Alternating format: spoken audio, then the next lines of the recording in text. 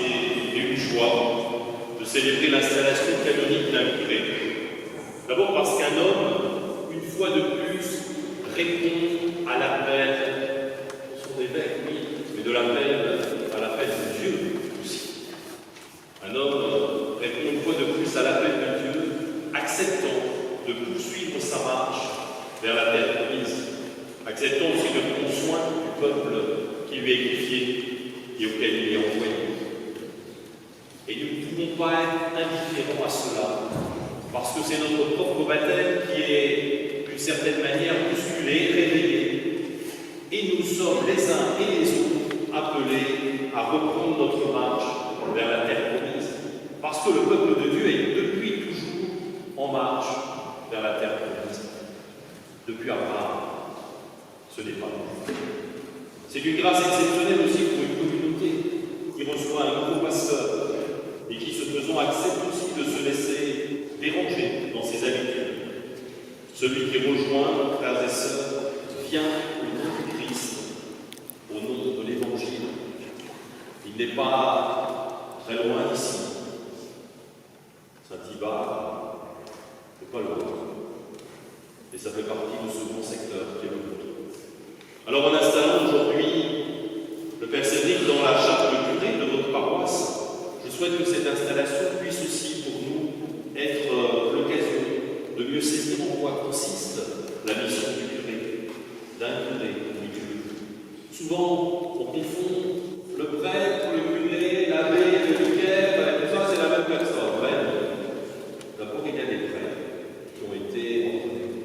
Et puis, il y en a qui sont appelés à être curés, à avoir la charge d'un territoire. Et avoir la charge d'un territoire, ça veut dire aussi avoir la charge d'animer une équipe de prêtres. Peut-être savez-vous que le mot curé vient aussi du mot latin cura, qui signifie soin, et par extension, administration, solitude, inquiétude, souci amoureux. C'est ainsi que le curé reçoit mission de prendre soin de celles et ceux qui lui sont confiés, avec sollicitude, avec inquiétude, et j'irais même jusqu'à dire avec souci amoureux. Aimez-vous les uns les autres comme je vous ai aimés. Tu reçois cette année, Cédric, la charte de plusieurs communautés de fidèles appelées paroisses. Longtemps, une paroisse a correspondu à un village ou au quartier d'une ville. Aujourd'hui, une paroisse s'étend sur plusieurs communes et peut même être faite de plusieurs secteurs. Oui, c'était bien plus simple qu'en paroisse, vous voulez dire village ou clocher. Chaque fois que j'installe un curé, la cloche elle sonne à ce moment-là. Pas par hasard. Mais c'est vrai que la cloche, vous verrez tout à l'heure dans l'installation du curé, elle fait partie aussi du rituel de l'installation. Parce que la cloche, elle appelle à la prière. Et c'était bien plus simple quand paroisse on était village ou clocher. Mais l'essentiel, ce n'est pas cela. L'essentiel, c'est de ne jamais perdre de vue qu'il s'agit d'abord d'une communauté de frères et de sœurs rassemblés par le Christ, rassemblés autour du Christ. Là où deux ou trois sont en moi, je suis au milieu de vous. Une communauté rassemblée par le Christ et par l'Évangile. Alors enseigner, sanctifier, gouverner, voilà la mission du curé, voilà la mission que tu reçois, Cédric. Il te faudra veiller à transmettre, exposer, rendre intelligible par tous la bonne nouvelle, ne pas laisser s'installer des habitudes contraires à l'Évangile. Il y a un instant, c'est toi qui proclamais l'Évangile. Et même s'il y avait eu un diacre, le jour de l'installation du curé, c'est le curé qui proclame, le nouveau curé qui proclame l'Évangile. Tout à l'heure, tu recevras pour te rappeler que ce n'est pas ta parole qui est essentielle, mais celle du Christ, l'Évangile. Tu n'es pas là pour exposer ta pensée personnelle, mais la foi catholique. Et ta mission, elle est de transmettre fidèlement le témoignage reçu des apôtres. Ce trésor ne n'est pas Cédric le maître, mais simplement le maître. Ensuite, frères et sœurs, le curé, enseigner, voilà, deuxième mission, sanctifier.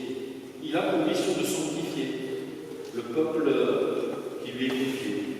Ne soyez pas étonnés si vous devenez des saints, c'est parce que la mission appelle à devenir des saints et des saintes. Alors cela demande toujours une conversion, des conversions.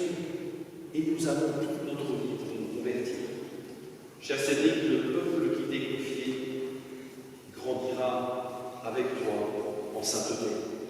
Et pour ce faire, il te faudra lui communiquer la vie divine dans la célébration des sacrements, en particulier l'Eucharistie, la réconciliation. Faut-il rappeler, frères et sœurs, le sacrement central qu'est l'Eucharistie dans notre vie. Et je compte sur vous pour faire l'effort de vous rassembler, pour prendre en charge le transport des personnes qui ont du mal à se déplacer, pour rejoindre le lieu de l'Eucharistie, mais aussi pour rejoindre celles et ceux qui ne peuvent pas se déplacer. Porter l'Eucharistie à nos frères et sœurs malades, travailler à l'unité de la célébration eucharistique, voilà le vrai signe du Christ ressuscité qui rassemble ses frères. Et puis il y a la mission du gouvernement, c'est vrai. Le curé doit organiser la vie de la paroisse, entretenir le zèle apostolique des fidèles, insuffler un esprit missionnaire, assurer une bonne gestion matérielle. Ce travail, c'est vrai, tu ne le feras pas seul, mais avec l'équipe d'animation pastorale de cette paroisse, avec l'équipe des prêtres et des diacres que tu animeras. Avec cette équipe d'animation pastorale, tu auras aussi à prendre les décisions pour le bien et l'animation des paroisses dont tu as la charge. Il te faudra aussi constituer le conseil économique, comme le demande le droit de l'Église. Bien sûr, il y a des choses qui existent déjà dans cette paroisse. Accueille ceux qui s'y vivent et continue à faire grandir ce peuple de Dieu. Tu sais, Cédric, aussi le travail de réflexion que nous avons mené depuis juin 2024 avec l'ensemble des prêtres, avec les diacres, avec les EAP du diocèse, avec les agents pastoraux, pour une meilleure organisation pastorale et missionnaire de notre diocèse. Frères et sœurs, le curé reçoit notamment la charge de gouverner dans la communion fraternelle. Il doit en effet rassembler, faire vivre ensemble des personnes diverses quant à l'âge, aux origines sociales, aux sensibilités et au parcours spirituel. C'est ça l'Église. Une multiplicité de visages qui constituent le visage du Christ ressuscité. Une paroisse n'est pas l'association spontanée de personnes semblables qui défendraient des intérêts communs. Ça, c'est une association, c'est pas une paroisse. Ce n'est pas non plus des personnes qui se rassemblent sur de simples critères affectifs, ou bien encore qui se réuniraient en fonction d'une quelconque appartenance sociale. C'est d'abord un rassemblement voulu par Dieu lui-même. Là où deux ou trois sont en mon nom, je suis au milieu d'eux. Et Vatican II a cette belle formule pour parler dans Lumen Gentium de la paroisse en disant elle est le signe et le moyen de l'union intime avec Dieu et l'unité de tout le genre humain. Alors il y a un point sur lequel j'insiste dans toutes les paroisses de notre diocèse, c'est la fraternité, la communion fraternelle.